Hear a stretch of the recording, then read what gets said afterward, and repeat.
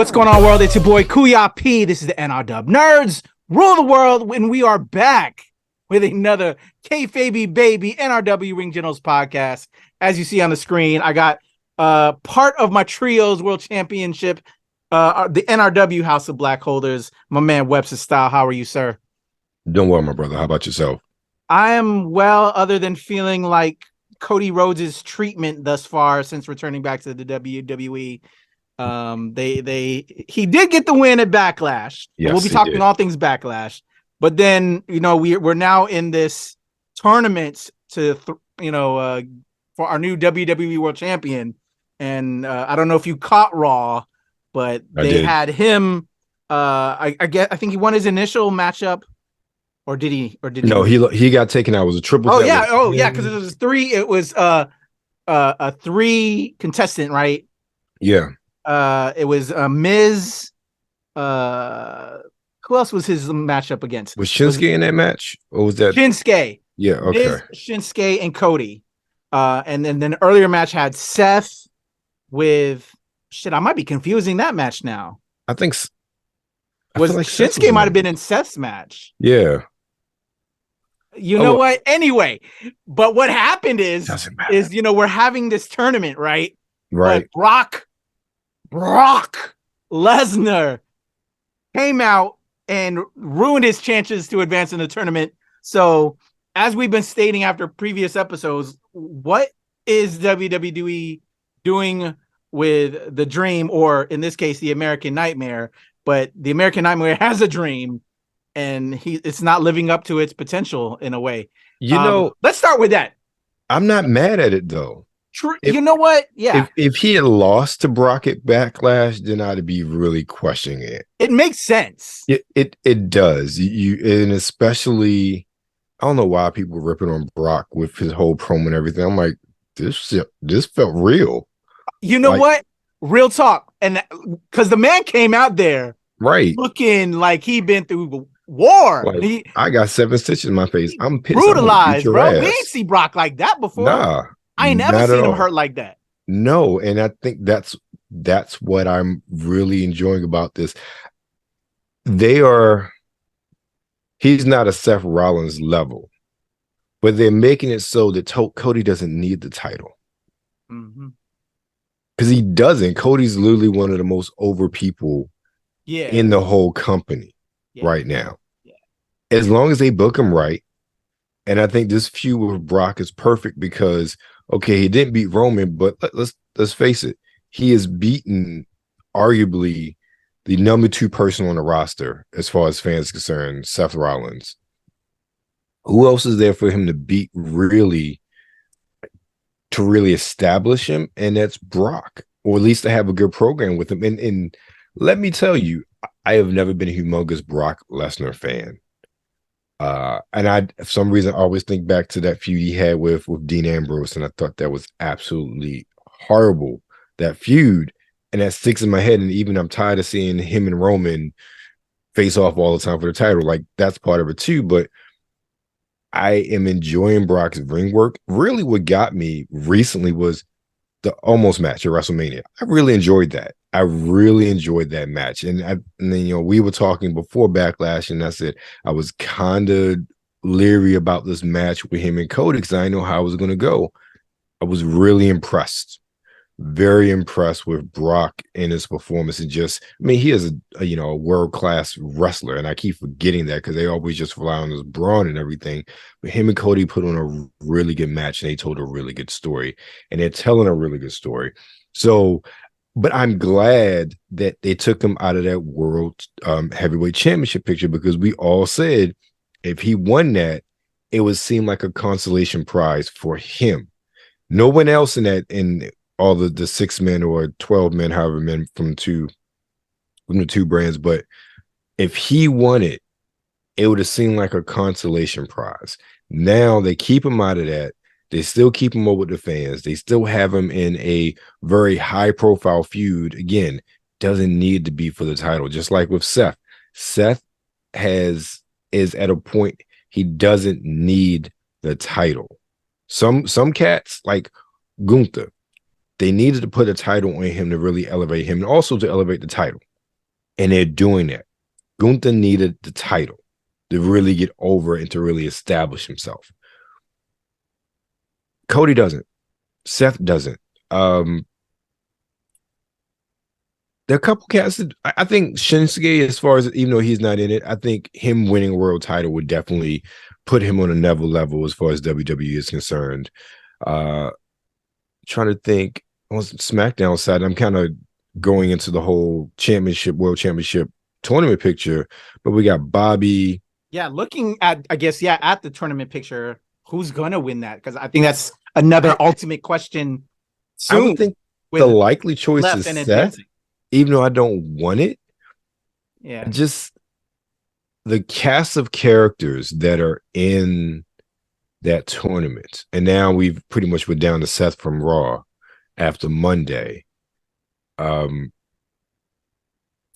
mean, you got Lashley, you got Austin Theory, Edge.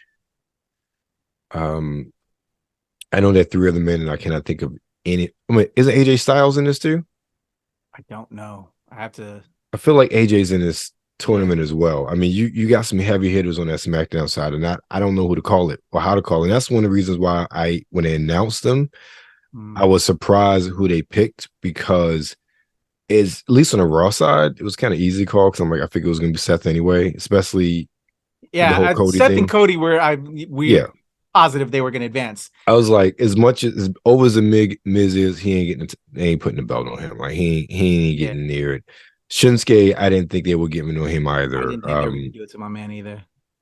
Yeah, but, so the Cody thing, even though my opening was probably kind of janky, but it was in a way just they've just been punishing the man, especially and Brock's been punishing the man. And that's fine. Though. With that being said, it makes sense. Yeah, and how he's been taken out of the tournament, and so I think when they do, because they're gonna give the man the title, they're gonna want this dream to pay off. The story to pay off, right?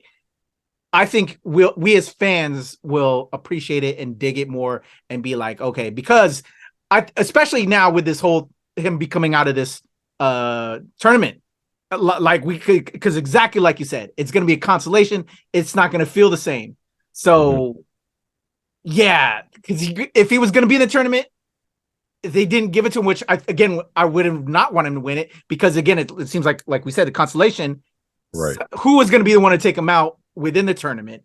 I was thinking it was going to be Seth in tournament, but now with Brock coming in to fuck it up, makes perfect sense, especially now after the results of Backlash, and then capitalizing on the way Brock looks as fucked up as he looks. Yeah, I think it's wonderful. Yeah, so I just want to acknowledge. I wanted to acknowledge Eldon. That you made some good points.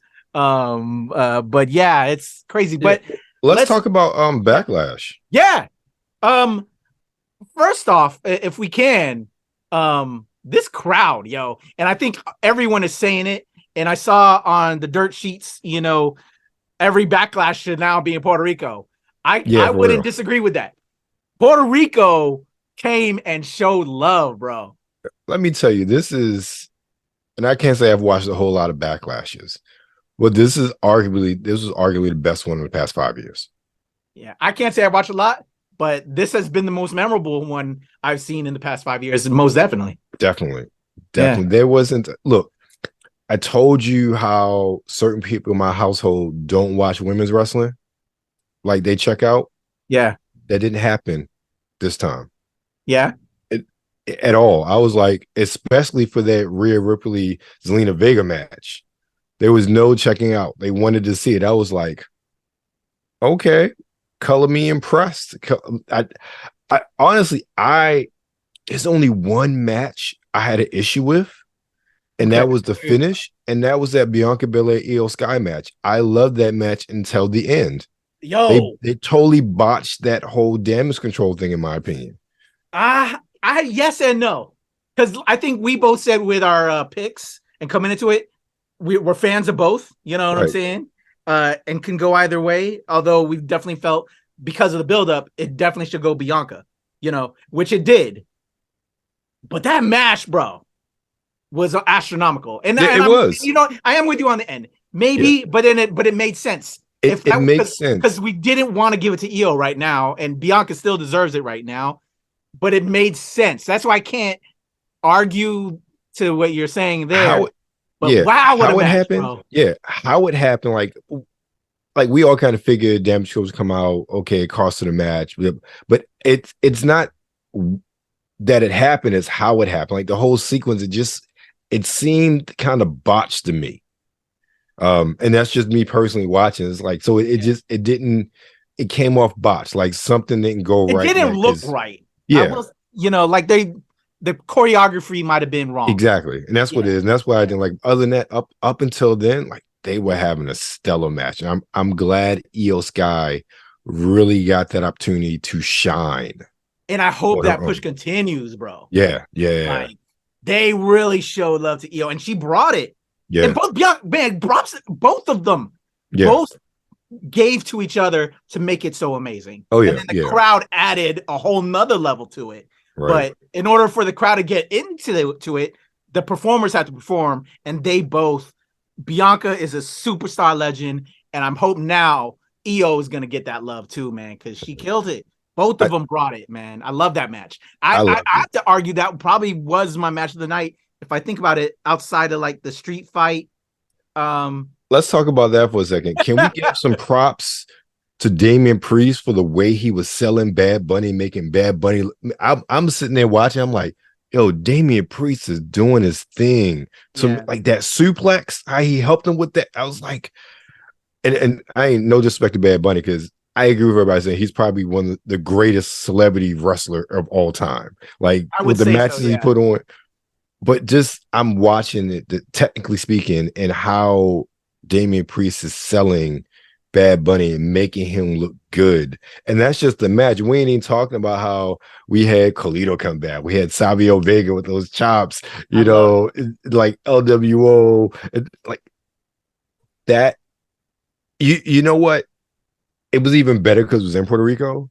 Yeah. But that sort of been just as hype as it was anywhere else. Yeah. So it wasn't just that it was Puerto Rico, but that made it even more special, that whole dynamic. And it was such a fun match. It's weird to say I wasn't disappointed by any match on this card. Or like I had fun beginning to end watching this. And it's one that what 1, 2, 3, 4, 5, 6, 7 matches. Yeah.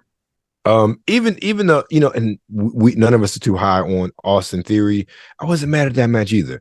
I was glad Bronson Reed got some shine. I'm ready for Bobby Lashley to move on to something new from the U.S. title picture, and that's not because I don't enjoy him in the title picture. I think he's been in his title picture for a good year now.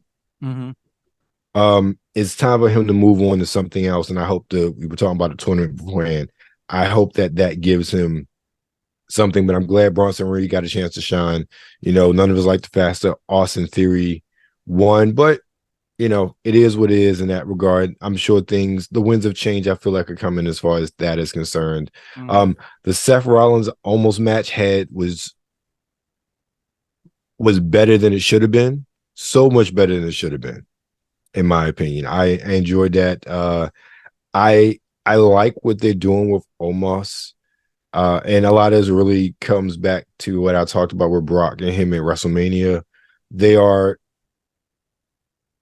doing some things to really show his improvements, but also to get him over with the fans as well. And I think both of those matches were matches where he lost, but he looked really good. And I came away thinking he's more than just this big 7-foot tall dude, the typical WWE big guy. Mm-hmm. So I think a lot of it, he was very much akin to, like, especially early on, to the Great Khali, very stiff, very tall, just that power aspect. But in these last 2 matches, these high profile matches with really experienced seasoned veterans, he really came away showing a more of a moveset, is also more wrestling ability. So you can see just over the past 2 years how much he has actually grown in the ring, and I'm excited to see what they do with him as well. What can I say about Rhea Ripley and Selena Vega? That match was awesome. It was just great. It was absolutely this moment great. right here, this exact moment when her Yes. tongue was out. Yes. She knows how to ham it up and just be the ultimate bad guy heel. Yes. Because, you know, everybody was like, you know, and we all felt it too. Like, I even teared up with Zelina repping for her country, man. That was awesome. It was so sweet. That was so awesome. Rhea didn't play. She played the heel part up. She's like, screw y'all, whatever. It was magical. It was great. We all knew it was gonna happen, but it was more of a match than we thought. It was kind of cool, kind of like you said with Omos and Seth.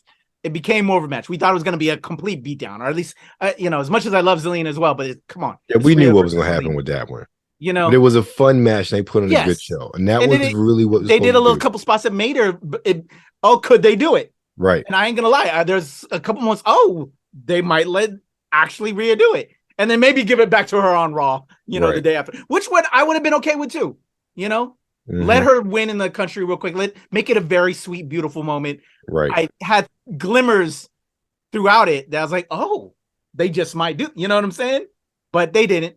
Which is fine. Again, it made sense. But that was cool, and I have to give props out as an Asian American and just in Hispanic Latino community. But the chancleta, the sandal, whatever you want to call it, that owed in a POC household. Yeah, right. Y'all do that in the Black community too. Yeah, y'all know that. Yeah. We all know this. Flip-flop. Yeah, we all know what that's about. Flip-flop.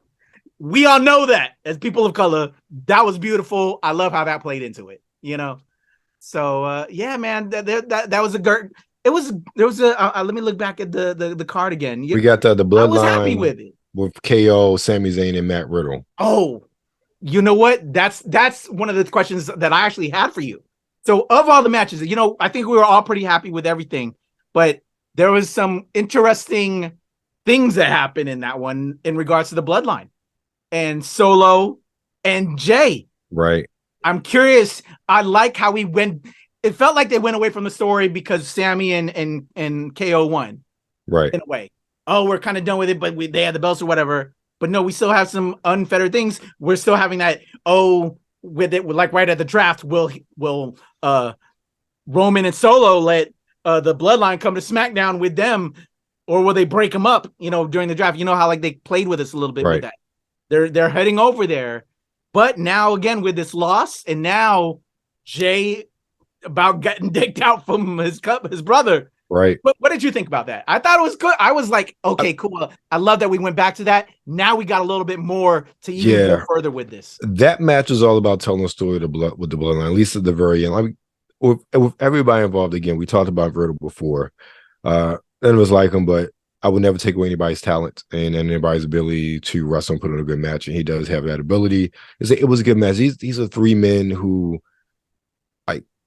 on a bad day, will give you a better match than a lot of other people. So I enjoyed that match. But again, it was that subtle storytelling. And this was I was going to make a point about. The WWE put on a show where you didn't care that the world title wasn't on the line, that the champion of the company wasn't there. Even though you still got those seeds and those advancements in the bloodline storyline, no one could care. Like, I could care less that Roman was there based on that card and based on how the show went. Agreed. I didn't need him to be there. I didn't need the title to be on the line. And that is good with W storytelling and sad with Roman's impact too. Because if I'm not missing the champion, the fact that he's not there, his story's not being told, it says a whole lot as far as how a lot of people feel when he is not there, in my opinion. Wow. Yeah. Like, that's not a good thing. You don't want people about not that to like the that, champion. but you know what? Wow. Yeah, that's a good point. That just make WWE has a festival of riches in a way. I guess you can say that then. It's ooh, I didn't think about that, but that's an interesting comment. Yeah. But so Backlash, I think one of the best backlashes we've seen, if not in of all time, but it was a good Puerto Rico killed it. They brought it. The fans brought it. Yeah. The wrestlers brought it. Was not unhappy with Backlash. But outside of Backlash, there was a lot of other events. I know there's a couple points you wanted to talk about. AEW. Yeah. couple things. We obviously we all love. I'm the still House of playing Black catch up. here. That's why I'm like, It's all good. not Look, sure what's going on. I ain't involved in everything, but two main points. The House of Black has issued an open challenge by house rules. I did catch that, and I dig that. I love that. Yeah. I love that. I love the whole Julia Hart feud as well. That is probably, I think, one of the best done women's feuds in AEW right now. Peaches. Yes. And shout then out to Anna Jay. The very end with that match with Moxley and Omega, and the fact that Don Callis turned, I was like, wait a minute, what? Okay, Tony, thank you. Finally, something we didn't see coming. I didn't see that coming. I am intrigued now. So, and especially the way that Bryan Danielson, I want to make sure I'm getting right version of his name. He was laughing on commentary. I'm like, is there something up with the Blackpool Combat Club and Don Callis? So I'm very curious. I will definitely be tuning in next week, or at least on the YouTubes, to see what happened. Yeah, because that is something I'm very interested in, as alternative events that I did not see coming. Yeah, I stopped right before that point. I haven't watched the match yet, but because of the Twitter, because of social, I already know what's going to happen with it in a way. So I will be finishing it up this evening as of this recording. But I'm intrigued, and I like that, now, it's getting, it can, how things can get fresh, stale. And I'm curious to see how that's going to turn out, and just give us a little bit more, because we're leading to All or Nothing, or All In, the Wembley. What is first? Double or Nothing? I don't. Double or Nothing remember. Or All In now? I'm losing my mind right now. Or I don't remember either. I know All In is the event, I believe, at Wembley. Yeah, and Double or Nothing though is the kind of like the big next pay-per-view. You know what?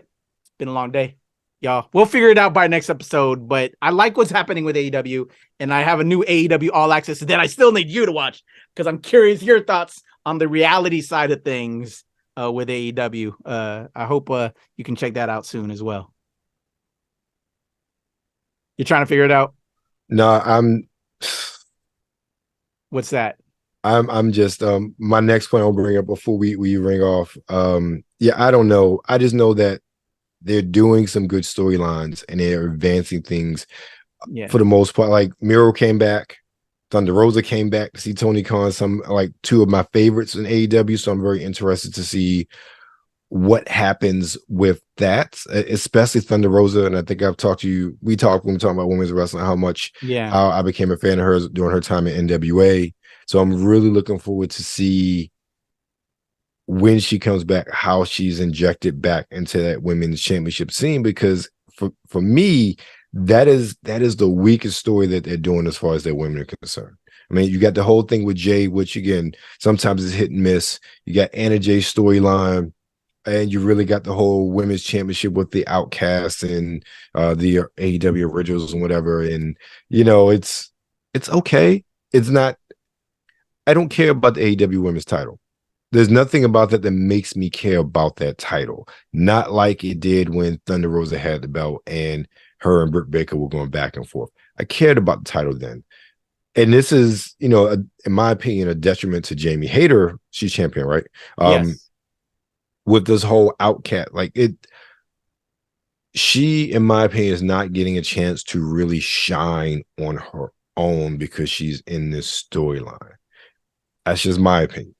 I want to see more of her really run on her own and face all challenges and really to be a fighting champion instead of bogged down by this. Like they could have done this storyline without her, in my opinion. Like she didn't need to be a part of the storyline to make it go. And the fact that she's part of the storyline, she doesn't really have a storyline of her own because of it. We all just waiting for Britt Baker to turn on her anyway. So still.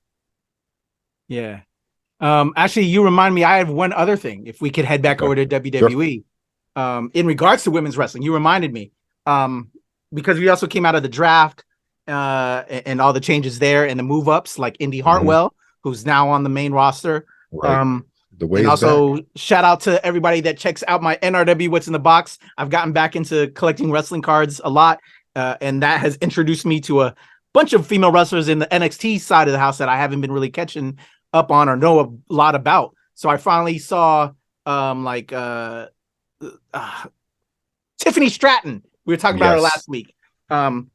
She's like one of the hottest cards. A lot of fans really seem to like her, and Gigi Dolan, Cora Jade, or whatever.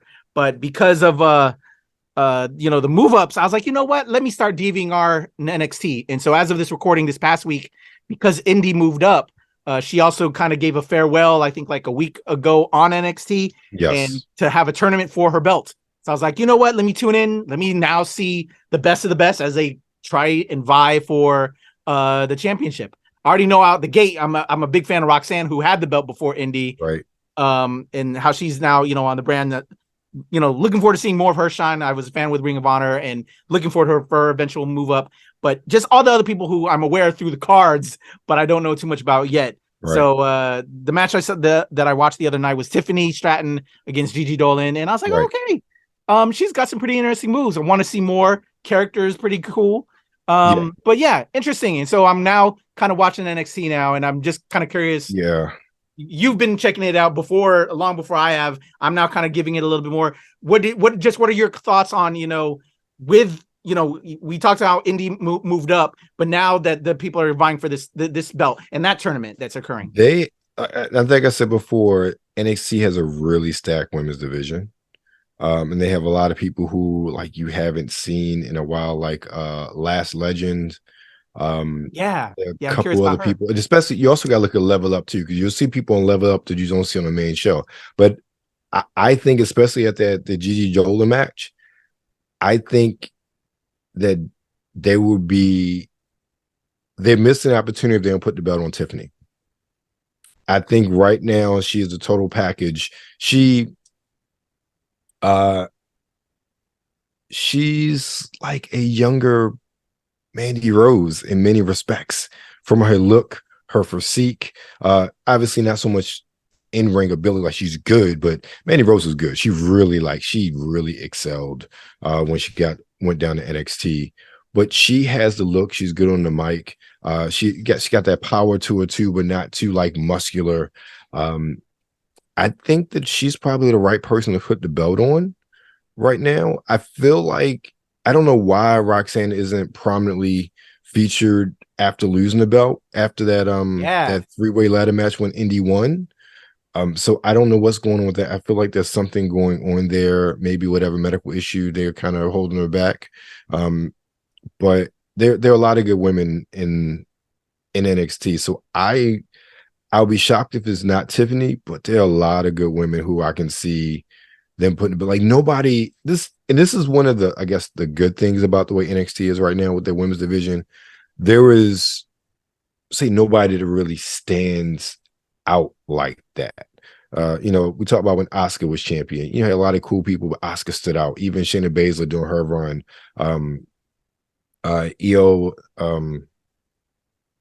Shirai Sky. Yeah, no. Pirate Girl. The battles her and Shayna had. Yeah, Kairi saying, like these people really sell like, they need to put the championship on those people, and they did it. They listened. They knew what they were doing. They positioned people right. Right now, I think because Mandy's departure and whatever's going on with Roxanne has really thrown everything a curveball. So they're trying to figure things out, but I'm enjoying watching them figure things out because they got a lot of good talent to work with there. And I like those kind of, because they generally, things get stagnant and they just put all their focus on one when they have so many. So I like mixing it up. So I'm with you. Right. So a lot of interesting things going on in wrestling. Not upset in like we've been in other weeks, with what the hell's going on, WWE, AEW, it's across the board. Let's be real. There's going to be good moments and bad moments, but we're fans. We're sticking through, and y'all have tuned in to see us talk and fan out and our issues. But let us know how y'all are feeling in the comments. Eldon, what you got going on right now with Webster Styles, Sartorial Podcast? I know you killing it, man. Got them dope interviews. Shout out to my homie with ChromaCon, Kiranai Akiba. Brittany, love her. I've known her for forever. You had her on recently. Tell the world what else outside of KayFabe you got going on. I just dropped an interview with, as of today's recording, Brandy from the Audacious Black Femme LLC at the mini-con they had at the Potomac Yards, Barnes & Noble a couple weeks ago. This coming, time is recording 2 days from now, an interview dropping with Rod Van Blake talking about his Ancient Illumination series of comics and novels. So a lot of other interviews coming up soon, as well as working on a couple of interviews and giveaways for episode 150, which has been, I'm sitting on for like a month now, but it's coming. I feel that one. I was sitting on the 100th episode. I still am sitting on the 100th episode of ShoPowSho, and I haven't done ShoPowSho in like 4 months. Like I skipped from like 99 to 101 and dropped 110 and then went silent on ShoPowSho for 4 months, bro. And still haven't given the people episode 100. And I have a ton of stuff recorded for that because I wanted it to be special. But then I got caught up and hadn't booked anything for that. So, bruh, you ain't as worse as me right now. But it's because we want to make our anniversary episode special for y'all. Exactly. It's a lot of work, but then sometimes it falls through and you just keep it moving. So I apologize. Exactly. Shit, it may be episode 150 of show. Shit, I gotta even get to episode 130, 111 back because again I haven't been doing it. But props to you, bro. I love seeing it. I love seeing you kill it, man. Always gonna be in your corner, cheerleading you on the way, man. And it's beautiful to see, bro. So support my bro, Webster Style, sartorial podcast, all the things, Checkpoint over here with the NRW as well, just all the things. And yeah, for me, it's the Legend Kuya P on Twitter, TikTok, IG, Hive. Of course, here with Webster Style and the whole squad at the NRW and Annual Release Wednesday, where nerds rule the world. And also, as you see, we're also missing the other member of our trio. Shout out to Sean Mongold. He's dealing with some things, but we send our love until the next time where we'll hit 1, 2, 3, kick it off on another matchup. It's been the KayFabeyBaby NRW Ring Generals Podcast. Your boy Webster Style, your boy Kuya P. We out. You come in my face, I'm gonna fight you. Well, you're not gonna bust a nut anytime we're in the ring. I'm gonna get off by cranking your knob just a little beyond the breaking point. When I get my hands on you, I'm gonna eat your ass like a pot of collard greens, baby. I'm gonna stretch his ass like it's never been stretched before. You can hide behind that commissioner's stuff just so long until I jerk a knot in your ass. And if you don't think I'm big enough, then you grab a hold of me, and you'll know that I'm growing, my man. Within your hands, I will get as big as I need to be to do the job on you. All right, just jerk Helmsley off. There's one part of our bodies that's soft, and it ain't soft all the time, if you catch my meaning. I'm gonna come on you like nobody's ever come on you before. Just you and I getting it on like two men should do. Oh, no, that fits right. Corey boy, I'm coming hard.